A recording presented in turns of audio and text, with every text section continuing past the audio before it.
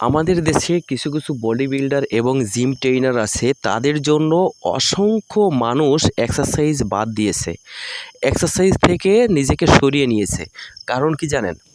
এই যে ট্রেইনারগুলোর মুখে সবসময় বিশাল বিশাল ডায়েট, সাপ্লিমেন্ট এবং জিম করার অসংখ্য নিয়ম, যার কারণে এই যে ছোটোখাটো যারা জিম করতে ইচ্ছুক ছিল, যারা বডি বানাতে চেয়েছিল, তারা কিন্তু একেবারেই ঝরে পড়েছে শুধুমাত্র ইউটিউবের এই ধরনের ভিডিও দেখে দেখে।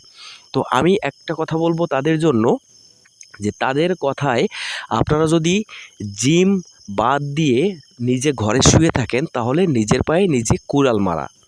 দেখেন, আমি এখানে আপনাদের বলতে এসেছি যে বাসার খাবার খেয়ে কিন্তু বডি তৈরি করা যায়, এটা আপনাদের মাথায় ঢোকানো হয়নি, আপনারা এটা বিশ্বাস করেন না।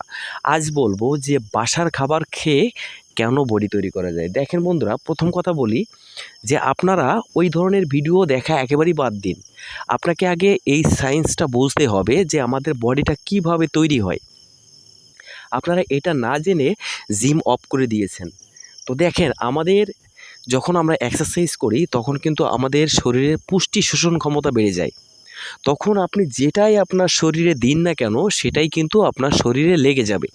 আপনি যদি জিম করে আপনি এমনভাবে এক্সারসাইজ করবেন যে আপনার যেমন খাবার আপনি তেমন এক্সারসাইজ করবেন।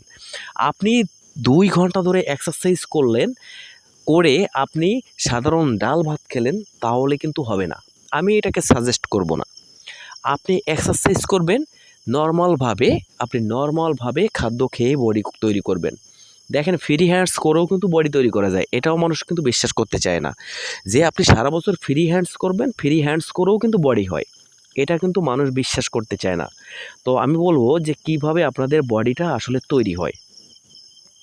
আপনার যদি সত্যি বডি বানানোর ইচ্ছা থাকে, তাহলে আপনি খাদ্যর চাহিদা কম আছে, মানে আপনার খাদ্য কম আছে, খাদ্য তালিকায় খাদ্য বেশিরভাগ খাদ্যগুলো নরমাল, তাহলে কি করতে হবে আপনাকে?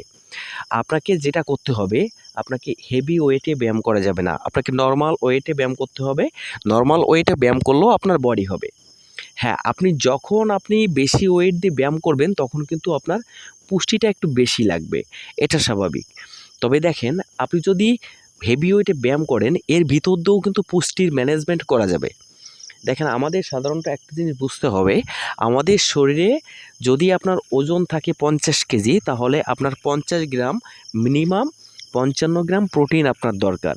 তো এই 55 গ্রাম প্রোটিন কিন্তু আমাদের প্রত্যেকটা সাজে আমরা কিন্তু 55-60 গ্রাম প্রোটিন কিন্তু আমরা খেয়ে থাকি স্বাভাবিকভাবে।